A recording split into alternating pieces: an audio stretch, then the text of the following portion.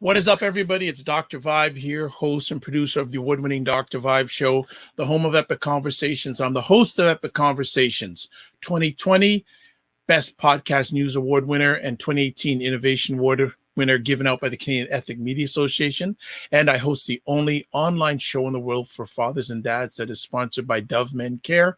It is also sponsored by Dad, Central Canada's national fatherhood organization, and I am the board chair of the Global Food and Drink Initiative, a multimedia not-for-profit that showcases Blacks in the diaspora that are doing their thing in food, wine, and travel. Today, I am live with you on June 6th, hot, hazy, humid Toronto, over 90 degrees Fahrenheit with the humidity, but we are cool for cats.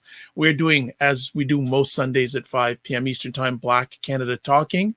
And Black Canada Talking is a live online event that provides Black Canadians an opportunity to give their takes and POVs on stories that are of interest on them and to them. And also we showcase Black Canadians. We also like to introduce great Black Canadians that you may not know about that are doing outstanding things. So we have another new friend on the Dr. Vibe Show today, our Black Canada Talking. Her name is Diane Levy. Ms. Levy is a Postpartum Support Internation, short form PSI, trained and two-time survivor of Perinatal Mood Disorders, PMDs for short.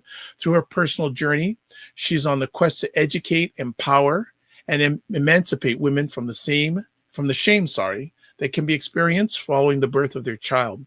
Providing support to mothers, partners, and support persons, she is here to create a safe place and safe space and a judgment-free environment where open and honest conversations about challenges with the parental mood disorders can begin. Through some sharing of experiences, what she hopes to convey with those on this journey is that 1, you're not alone. 2, it's okay not to be okay. And 3, you will get through this. So we are blessed, highly favored, and a magnet for miracles to have Ms. Levy on the show today. Ms. Levy, how are you? I'm good. How are you doing? Outstanding and blessed. What's going on? I'm just happy to be here with you to share the word on this topic so we can inform more people. Excellent, excellent. And one of the reasons why I do this journey called the Dr. Vibe Show, which I've done over 2,500 conversations, is learning about new things. And I had not heard a lot about this subject, and I'm a firm believer that the more you know, the more we need to know, or you need to know. So we're very happy to have you on today. Thank you to Norris Bowen for introducing us together. You know, longtime family friends, and it's really great. And we're looking for a really good conversation today. But before we go any further, can you give us a little bit of you before all these great accolades and the great bio I read? Oh my gosh. Where were you born? Where you grew up, etc.?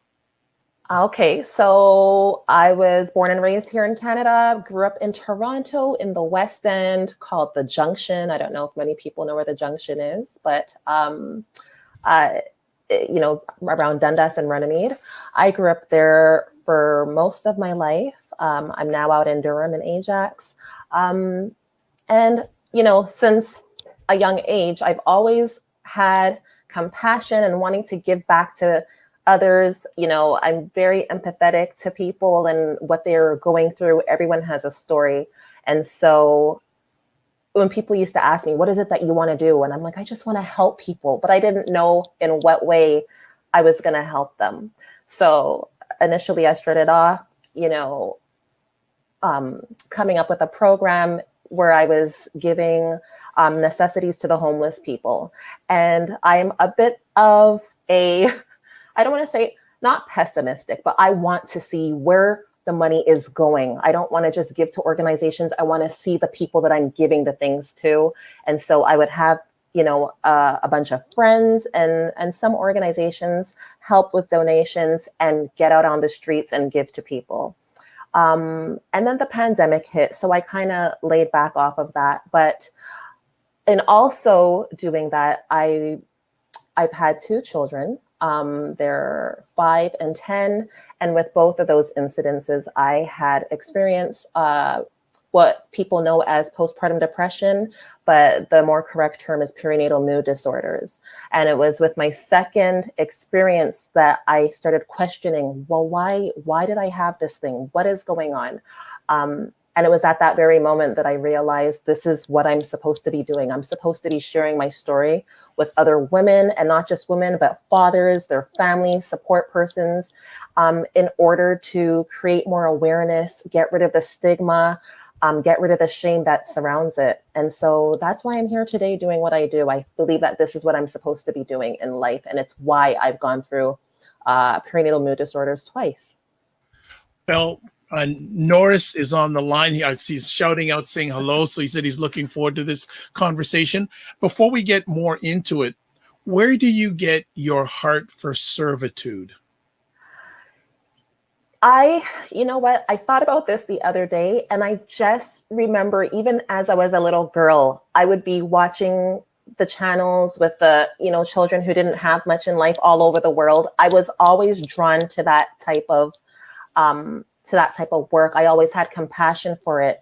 And it was just something that's always been in me. I've had some people that say, like, you wear your heart on your sleeve, but it's just who I am. It's what I like to do.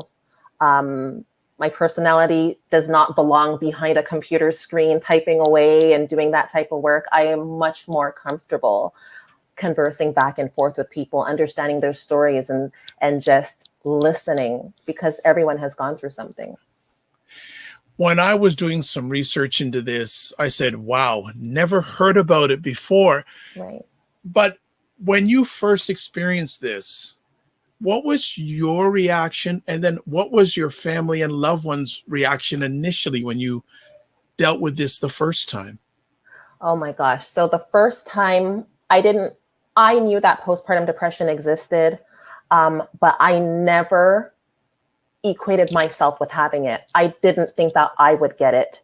Even though I was aware of it, I knew what the symptoms were. But when I had it, almost the first time, almost 11 years ago, I was a totally different person. I didn't know who I was. I woke up crying, woke up not knowing what me I was going to be. Was I going to be happy? Was I going to be sad, irritable, agitated? My partner, because we finally have what we wanted. We have our daughter, and it's supposed to be this happy time. And I am now a foreign person in our home. And he, it was very difficult for him. He did have family that, had nursing backgrounds. So he had them to rely upon and ask questions without alarming me, because he didn't want me to feel bad for what I was going through. He was just trying to find understanding. Being from a Caribbean background, we don't really talk about these types of issues. We don't go to the doctor or a therapist for these types of things. So I was unaware of what was happening to me, even though I knew that this thing was out there.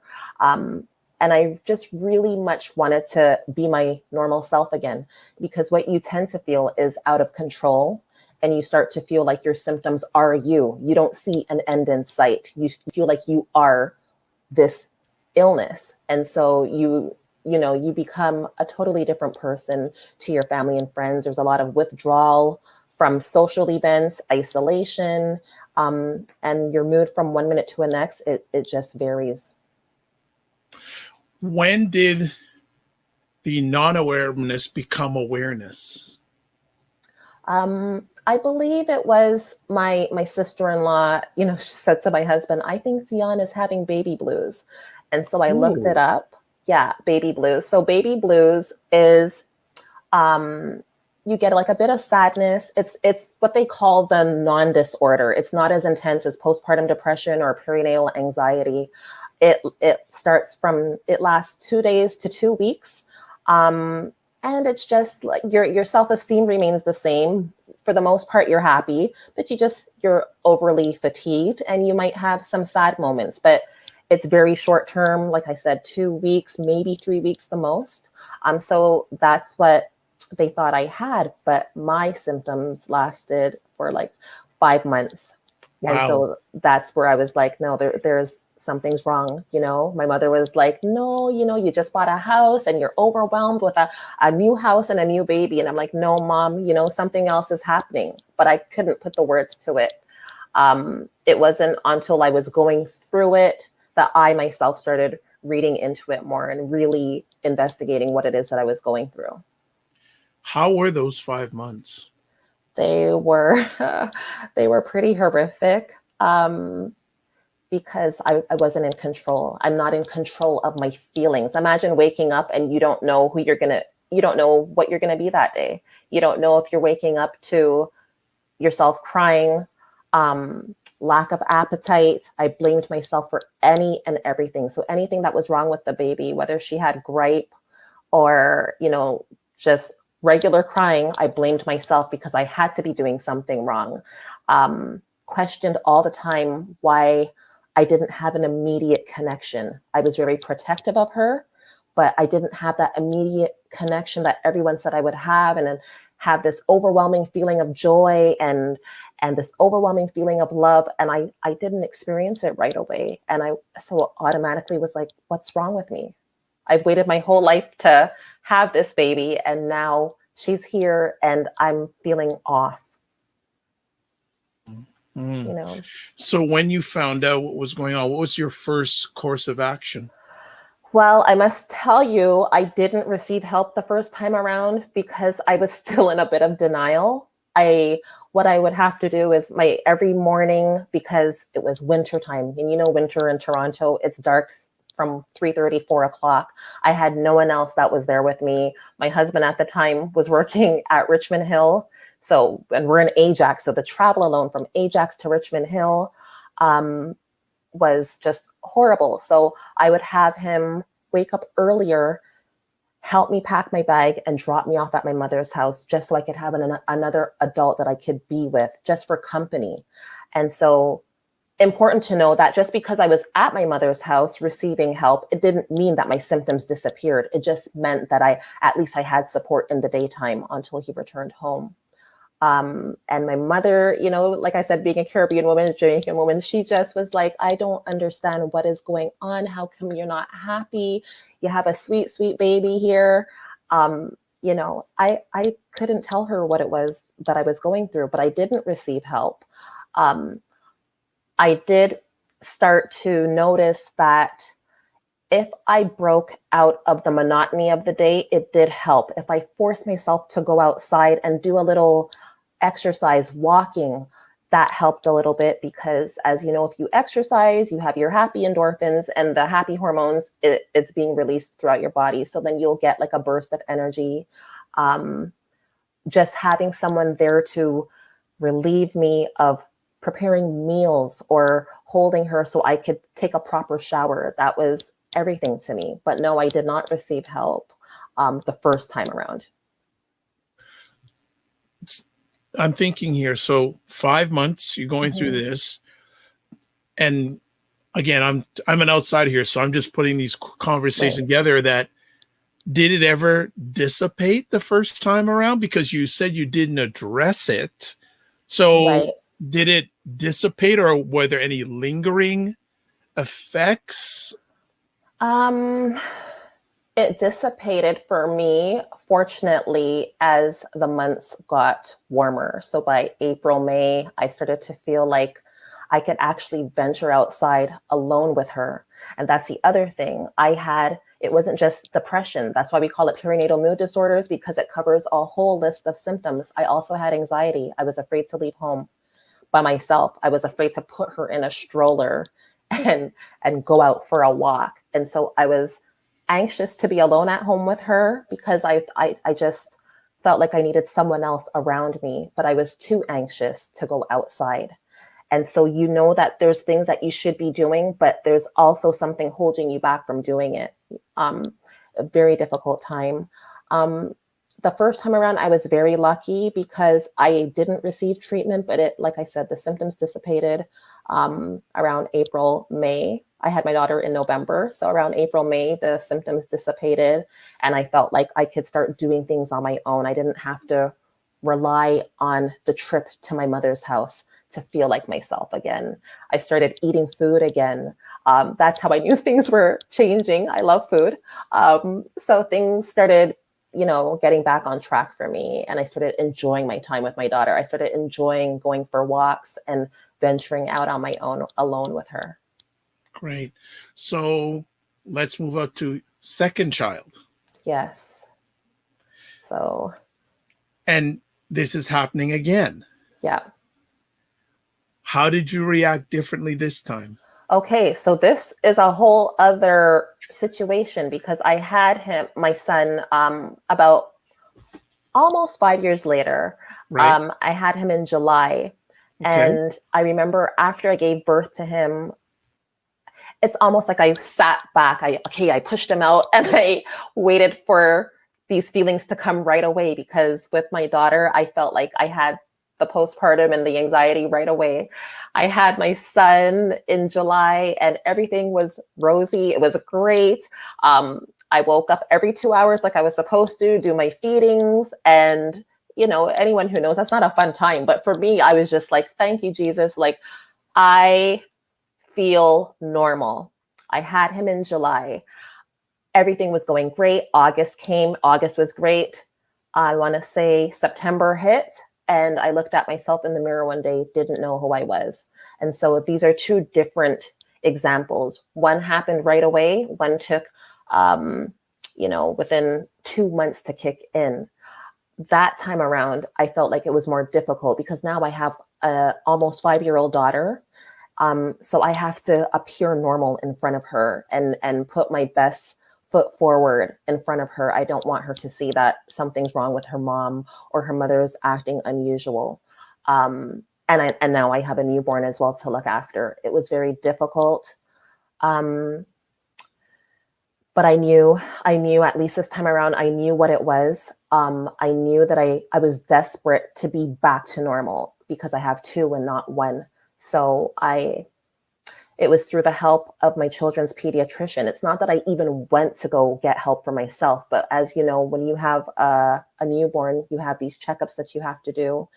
And my pediatrician looked at me and asked me, hey, how are you doing? And I broke down in her office and she said, oh no. She said, no, if you're not good for yourself, you're not good for those kids. And so she said, I need you to go to the doctor. I'm going to come into my office on a Saturday, and I'm going to make sure that you have called your doctor and followed through to look after yourself. Well, I did that.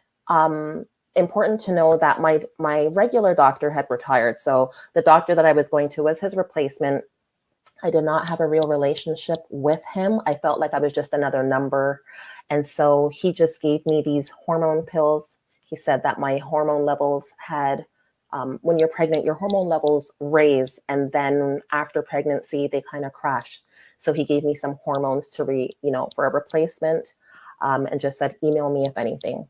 And I thought, okay, well, a month later, nothing has changed. I still have the same symptoms, and I felt like this doctor wasted my time. Went back to the pediatrician's office because there was another checkup for my baby. And she said, no, this is not working out. I'm not used to seeing you this way. You are going to another doctor and you're going to tell her that I sent you. And that was the journey of me getting help. Wow.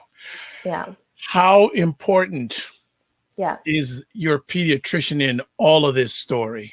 Yeah. She is like the diamond in the rough, it was because of her looking at me and knowing my personality when I normally come into her office and seeing that this Dionne is not the same Dionne that I'm used to seeing. And she wanted me to get help right away. I wanted to get help right away. And so I made the appointment to go and see this new doctor. I was very apprehensive. I remember my husband and I driving to her office and saying, you are not going to do antidepressants. We don't do that, and I could only speak about the Caribbean community. We don't really, antidepressants. We don't do that. We don't go to therapists, not really. And so I was like, yeah, no, I'm not going to go on antidepressants, but we'll see what other options she has for me. But then as soon as I got to the office and she explained that there would be no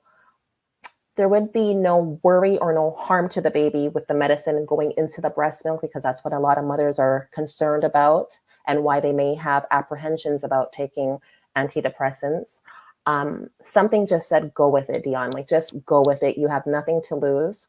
And so that's when I started my journey. I started to take the antidepressants, and I'm telling you, when you get the proper medical treatment that you're supposed to get, it's day and night. This woman called me weekly to make sure that I was feeling okay.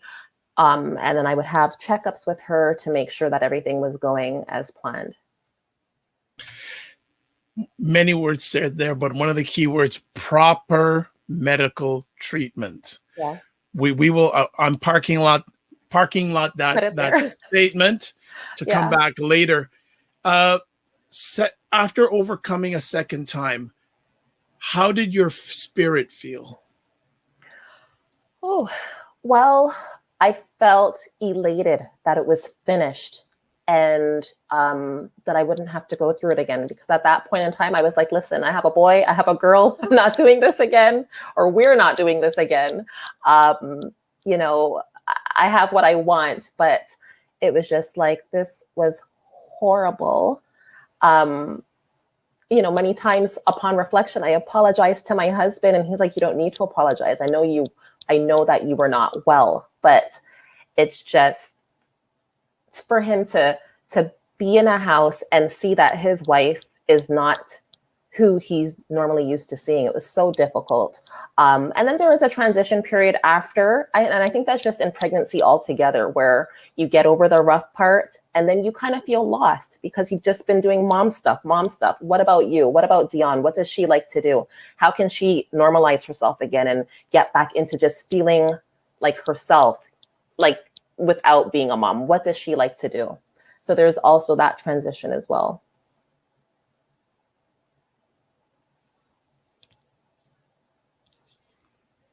Oops, I can't hear you. I want to just have you shout out who are the key people throughout all this time for you?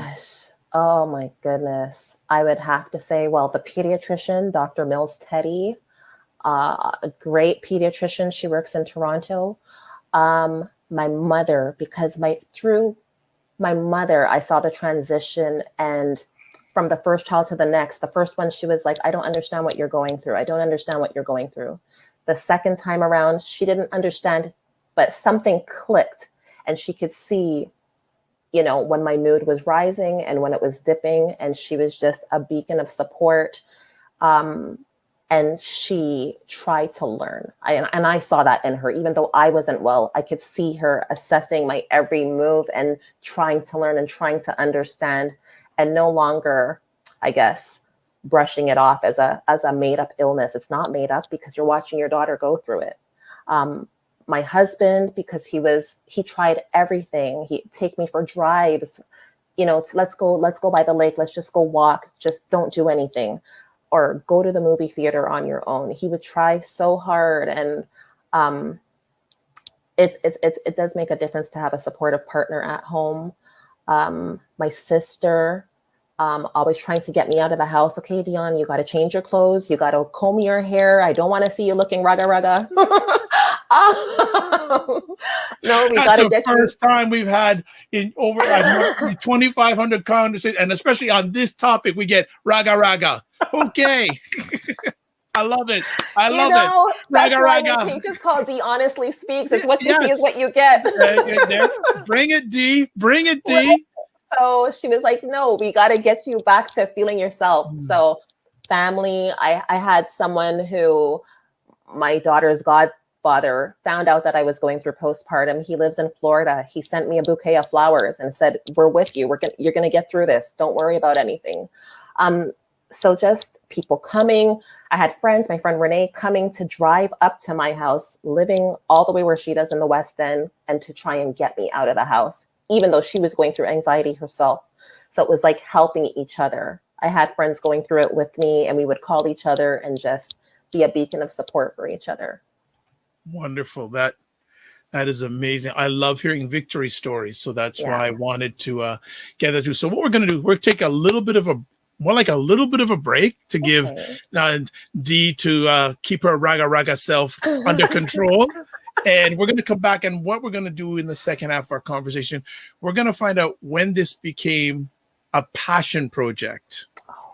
Okay. For Dee, and how what do we need to know? How can we be advocates? Yes. How can we be change makers when it comes to this? So we'll be back in just a minute. We're listening to Dionne Levy, Raga Raga. No, Raga Raga. And on Black Canada Talking, and we'll be back in just a moment. What's up, everybody? It's Dr. Vibe here, host and producer of the award-winning Dr. Vibe show. What is up, everybody? It's Dr. Vibe here. What is up, everybody? It's Dr. Vibe here. What is up, everybody? It's Dr. Vibe here. What is up, everybody? It is Dr. Vibe here. Just had an awesome experience. He is a really good interviewer. The conversations that we have and the passion that he has for people and helping people. So smoothly that you would have thought that we had known each other for years. Big shout out to Dr. Vibes. I had the opportunity, the pleasure, and the privilege to join him last evening. Thank you for listening. Thank you for watching. And you can check out more great content like this on my website. Also follow me on social media. Remember, it's Dr. Vibe, the home of epic conversations. I'm the host of Epic Conversations. And remember, live your life as a dream. If you can dream it, you can make it. Sometimes you have to get small to get stronger. Block assumptions and aim bigger, aim better, aim higher, aim wider. Love, faith, and respect, and remember to give yourself grace. We are back, and Dionne is back. What's going on? I'm here still. I'm here. Well, we didn't expect you to leave on us. You're too important. You're the star of the show. Oh, boy. Thank you so much. You're the star today. Now, you had overcome. When did this now start becoming a passion to help empower, educate, enlighten others about this? Okay, so when I returned back to work from maternity leave after having my second and last child, I was sitting there in this job that I just did not like, being in this profession that I was just like, you know what, this is not really me, but how can I give back now? I've gone through this twice. What is it that I could do? And I remember, you know, when you have a baby, you get sent home with all these pamphlets that you actually don't have time to read through. But I remember seeing when for Durham Healthy Families, and because I live in Durham, I thought, let me reach out to them and see what it is I could do. And as soon as I called the organization and I told her what was going on and what I had gone through, she called me a survivor. She said, "Oh my gosh, you're a 2-time survivor. I can't believe that you want to give back. And I think it's great that you want to do that. Maybe come to some network board meetings." And then, so I started doing that. At first intimidated because I was the only mother amongst all these, practitioners and medical professionals, but it allowed me to give my viewpoint on what it is like being a patient versus them being doctors and practitioners and social workers. And then I got invited to support groups, speaking at support groups for women who are actually going through postpartum depression and perinatal mood disorders at that moment, and just trying to inspire and share my story with them, so they can see that there are commonalities and that their feelings and whatever they're going through is validated, and that feel that someone is listening to them. And I wanted them to see that, there was a light at the end of the tunnel, with proper treatment and just taking time to look after yourself. There is a light at the end of the tunnel. And this was the start of me just continuing to share the story. They've called me back so many times. I got to be a guest speaker with fathers because maybe at home they feel like they don't have a voice.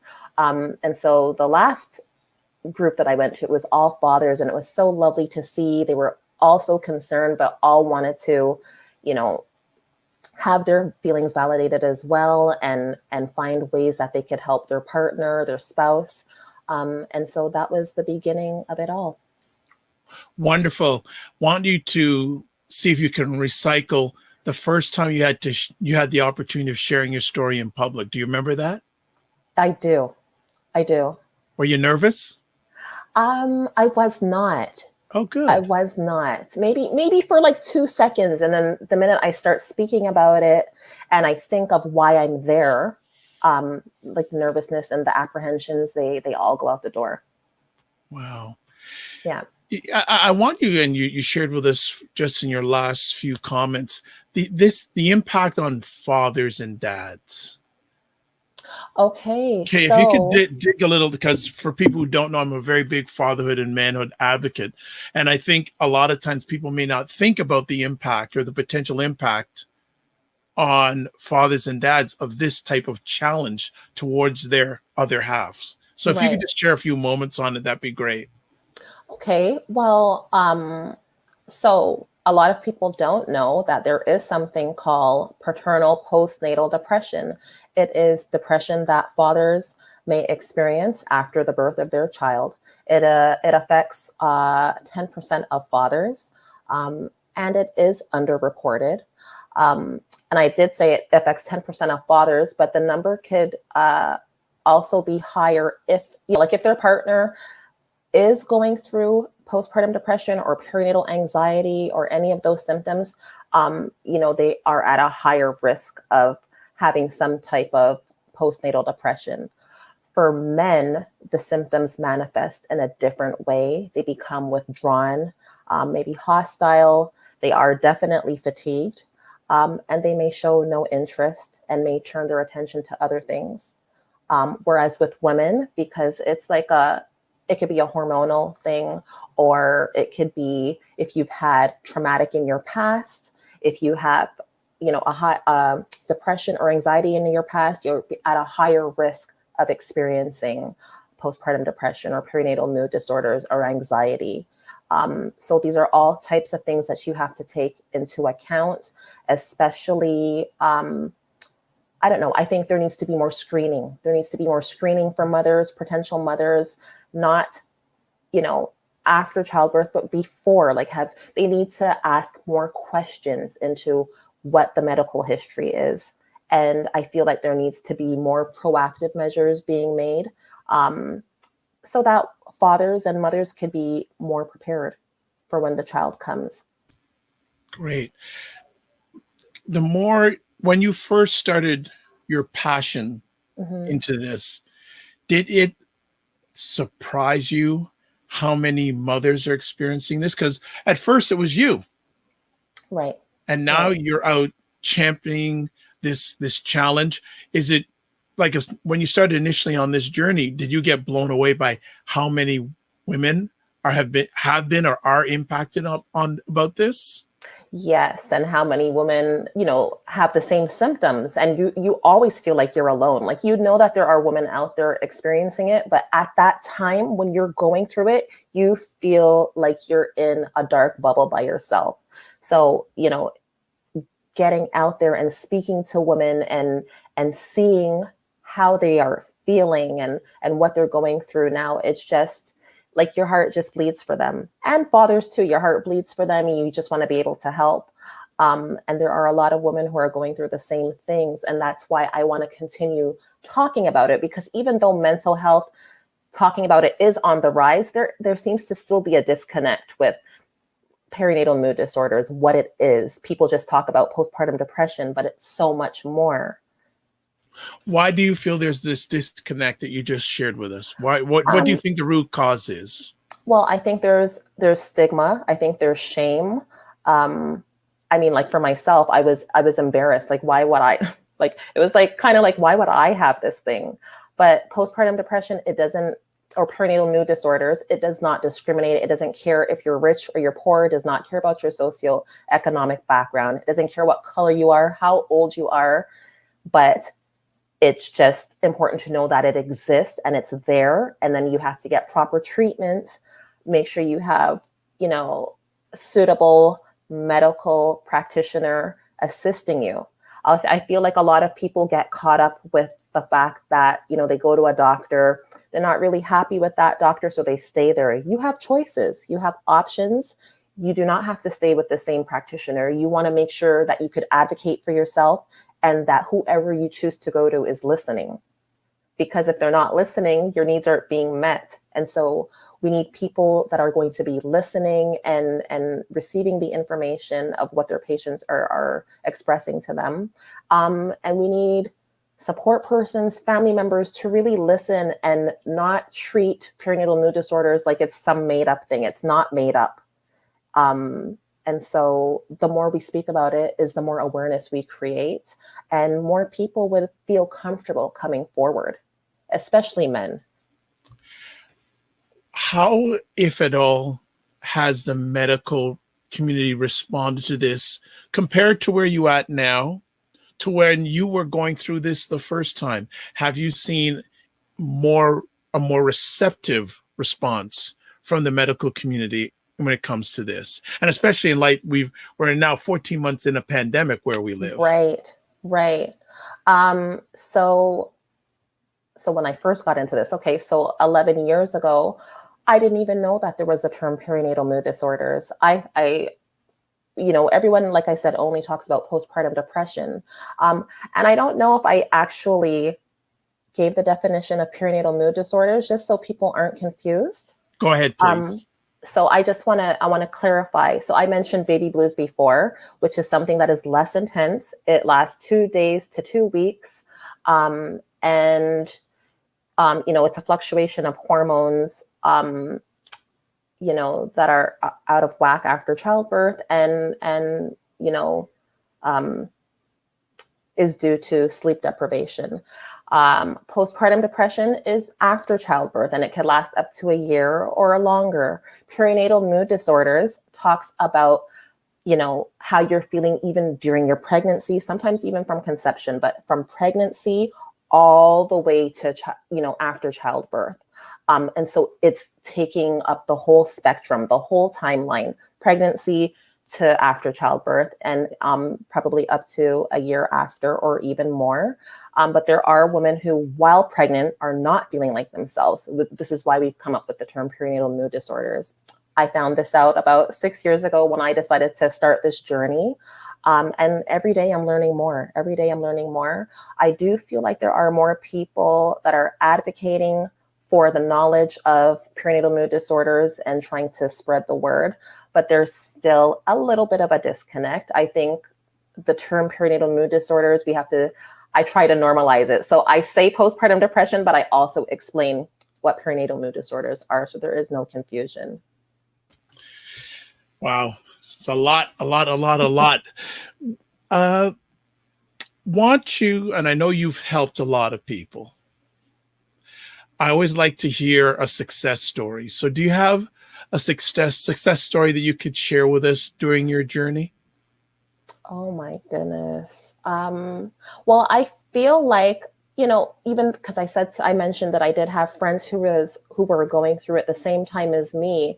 I feel like the success is just watching the same friends that I experienced it with coming out of it okay, just as I came out of it okay, taking the proper measures in order to get better. So, going to a medical practitioner or, going to a therapist, doing these things that will help you become better.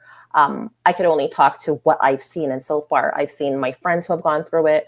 They've come out healthy and well, and they, took the time to go and get help. I think self-care is also a big and important thing in getting yourself back to normal, how you feel. Everything cannot just be about motherhood. You were someone before a mother, so you have to get back to your interests, slowly, acclimate yourself to what it is that you liked doing before you became a mother. Yeah, that's something that I do a lot when I'm helping fathers, especially that before they were a father, they were a man. Right. So as you're saying here, before they were a mother, they were a lady. Yeah. So we have to feed both those buckets. Yeah, and not feel guilty about it, because children take up your time. But even if you start with 5 minutes or 10 minutes a day, then you'll find other ways that you could be like, okay, well, I've done 10 minutes. Let's see if I could go for 15 or 20 minutes the following day, and just start feeling like yourself again, because you can't be good to your family or your children if you're not good to yourself. This is interesting too, because it's not any easier being a mother today. It doesn't get any easier. No. And just really appreciate all the energy and effort and passion you're putting into this area. Do you have supporters? Are there people helping you on this journey and mission? Or is it Dionne against the world trying to do this all on her own? Well, I can only speak for myself. I know there are other people out there like me. That's why I started my Instagram page, which is Honestly Speaking, because I want to try to give like little bits of inspiration or motivation weekly. And if it's not inspiration and motivation, it is an educational piece. I'm telling you what the symptoms are, or what is the cause, or what other things are surrounding perinatal mood disorders. Because I want women and fathers to feel validated in their feelings. I don't want them to feel like they're alone. I want them to feel like there is a light at the other end of the tunnel. That's good. What needs to be done specifically in the Black community when it comes to this?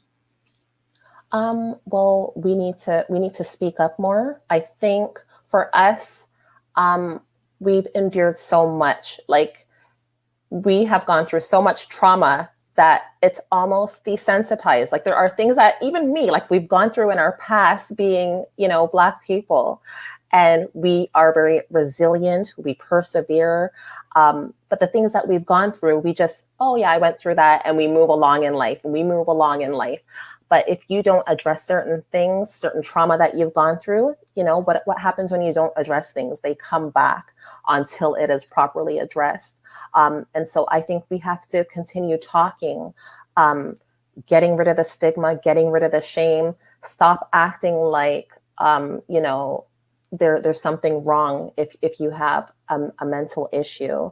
And I just think that the more we speak, the more we talk about it, the more we share our experiences, there will be less shame, and people will want to come forward. And listening goes a long way. Because sometimes people who are going through it, they don't need you really to do anything. They just want to be validated. They want you to listen, and they don't want judgment. So try to be less judgmental. And like I said, that goes a very long way. Show compassion.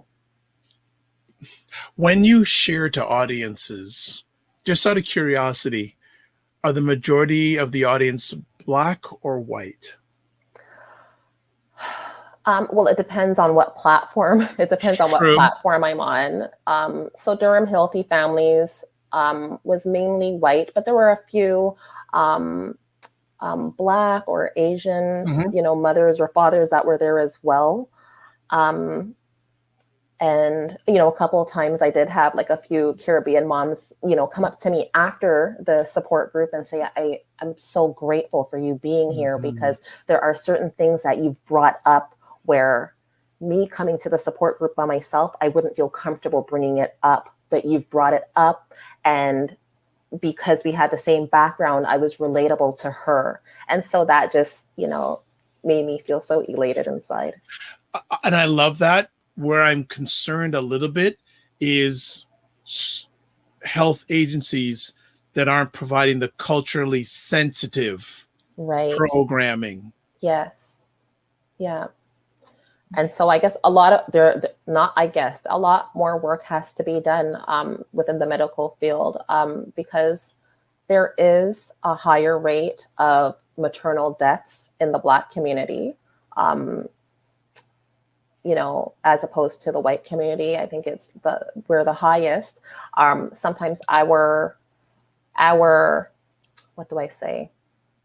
what we're going through, if we're going through some kind of discomfort or pain or concern, it's sometimes being ignored, because they've come out with a study, whereas as recent as 2016, the CDC came up with a study saying that a lot of, I can't remember the percentage, but some of the medical students still have this belief that we do not experience pain the same way. Yeah. And so when we come to you with a concern, it's kind of brushed away. And that can't happen, because, like I said, maternal death rates are very high for us. I feel like people need to listen more. You have to check your biases at the door. We are people. This is a color. It's my color. It doesn't mean that I experience pain any less. And so the same way you would listen to anybody else coming to you with a concern, especially after childbirth, because this is something that we take for granted, that you're just going to have a baby, everything's going to be okay. Some people do not make it out. And so we need our voices to be heard. We need to be validated. Don't shoo me off, and ignore me. I need you to listen. And if you're not, like I said, getting the help that you need, change healthcare practitioners. You need to be comfortable. I guess this would be a no-brainer question, but I'll ask it. You would probably like to see more healthcare practitioners that look like us out in the field. Definitely, because there is a certain comfort level, and especially in light of all the studies that have been coming forward, like I said, if people could feel comfortable with their own, and if they feel comfortable with their own, then there's nothing wrong with that, especially if they're going to get the supreme care that they deserve, and it's going to keep them alive. I don't see anything wrong with that. As we wind down our conversation, what's next for you along the journey? Oh my goodness. Well, currently, so like you had read in my bio that I've been trained by Postpartum Support International. I am now going to be, I'm in the process of studying for my exam so I could become perinatal mental health certified. Whoa. And so that's a big thing for me right now. That's all I'm trying to do, but trying to balance studying with the 2 kids and maintaining the house and doing all that. But once I finish the exam, I'm going to feel like I'm on top of the world and that I could share and divest my energies in so many more people. This has to be bigger. I see you thinking, what is going on? I have a number of conversation topics that's going to be offline. Okay. There's a myriad of things. Yes, there's a myriad of thought processes and suggestions I would have for you to amplify your platform. Yeah. It's because I think especially during this time of the world's history, no better time for you to amplify this message and your story and your journey than right here, right now. Yes. Yep. Right here, right now. It's now is your time. Yeah. Now is your time. Right. How do you balance all this stuff as a mother? I ask myself the same thing every day. No, folks, did you see the body language? The hands went to the side. It was hilarious. I don't know, Dr. Vibe. I don't know. There's times I'm trying to study, but my son, my kids are home virtual schooling. So, that's a whole other challenge. And I'm really glad that the end of June is near because I can maybe focus on myself and my studying a little bit more. I don't know. I just do it. I just do. And then I look about myself after, but I do because I cannot promote self-care and not do it for myself. So when my kids go to bed, I just take a minute to be at peace and calm and, show gratitude for the day.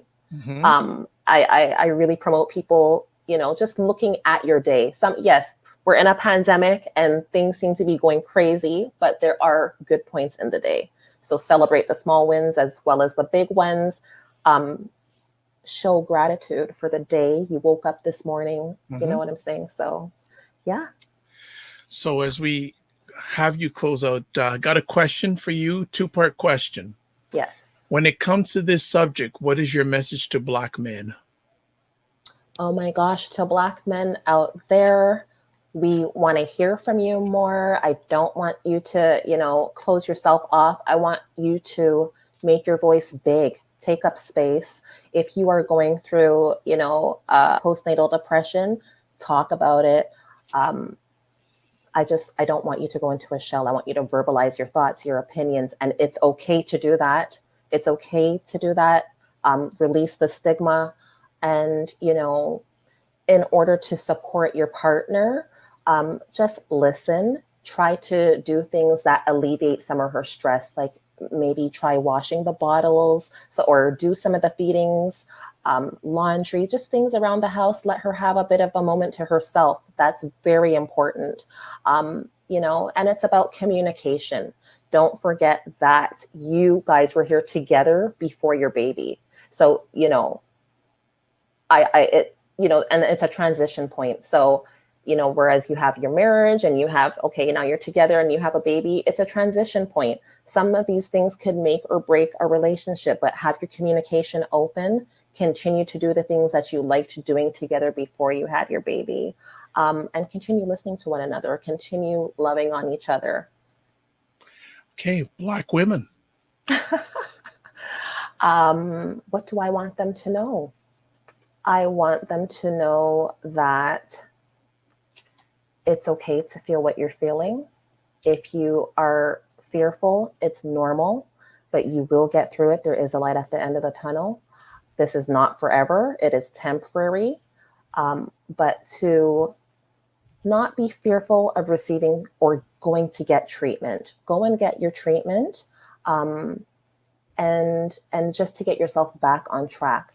I want you to look at the things that you liked doing before, get back to self-care, and to just understand that it's just a temporary time in your life. It's a temporary time in your life, and it's going to be your testimony, and your story could help other women. So you might be going through this thing and you're asking yourself questions the same way that I did.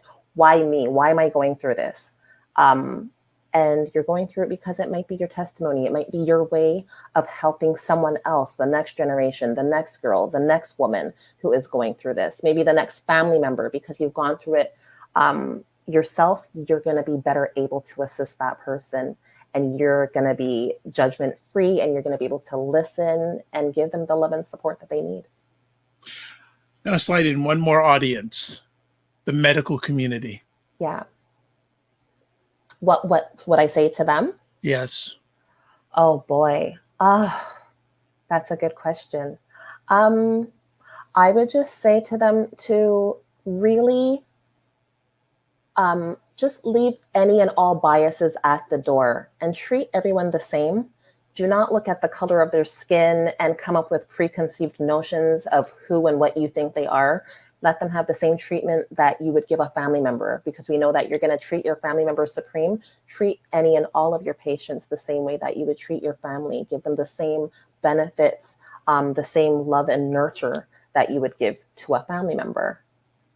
Because without patients, you're really nothing without your patients. So, treat them all the same. Give them what it is that they need. Do not ignore, but listen more. Don't rush them out of your office. I know that you have many patients to see in a day, but do not rush. That's the worst feeling, to rush a patient out of the office. Just be more compassionate. I think that is a beautiful message to end off our epic conversation with Dionne. Thank you for taking time out of your positive, productive schedule today. Thank you so much. Thank you for having me here. It's been a wonderful experience. Wonderful. And my producer, if you could put up Dionne's contact information, her Instagram contact information, and her Facebook information there. And if you just flash them up again for us, please and thank you. To Instagram one more time, The Honestly Speaking, yes. And also Facebook, The Honestly Speaking. Man, uniform, wonderful. Right? It's uniformity. Have to. Wonderful, wonderful. One last challenge for you. Where do you see yourself in this journey a year from now? Oh my gosh, a year from now, I'm hoping to be on platforms speaking to people all over the world, globally. I want this message to resonate with people all over the world. I know that when I speak, I refer to my Caribbean background because that's all I know. But I know that there are many cultures like ours that, going to the doctor about these types of things or talking about this type of thing is kind of taboo. And it's kind of like, we have things to do. You're sad, whatever. It's not just about sadness, but I want women to understand and fathers to understand that this thing is real. I want people to know that it's real. It's real. It's real. And without treatment, it doesn't get better. So I want you to be able to get the proper medical help that you need. I want to be sharing this message on a global platform. That's all I can say for now. You're already doing it. This is a global platform. So Yay! you've already started your journey. There I go. Well, blessings to you, your family, and your loved ones for all the things that you have done, are doing, and will be doing. I'd like to say, remember, it's just important to give yourselves grace. Yes. Thank you. You're welcome. It's Dr. Vibe here, host and producer of the award-winning Dr. Vibe Show, the home of Epic Conversations. I'm the host of Epic Conversations, 2020 Best Podcast News Award winner, 2018 Innovation Award winner given out by the Canadian Ethnic Media Association. Also, I'm the only host in the world that has a program dedicated to fathers and dads that is sponsored by Dove Men Care. It's also co-sponsored by Dad Central, Canada's national fatherhood organization, and I am the board chair for the Global Food and Drink Initiative, a multimedia not-for-profit that showcases Blacks in the diaspora, that are doing their thing in food, wine, and travel. As always, I'd like to say thanks to the people who watched or listened to this live, or watched or listened to it on the replay. I'd like to shout out Dionne Levy and Norris, especially Norris, for introducing myself and Dionne together. As always, I end off my conversations with this. Live your life as a dream. If you can dream it, you can make it. Sometimes you have to get small to get stronger. Block assumptions, then aim bigger, aim better, aim higher, aim wider. Love, faith, and respect. Remember to give yourselves grace, and thank you to BIA Media for the epic production today. God bless, peace to all, keep the faith, walk good, and never settle.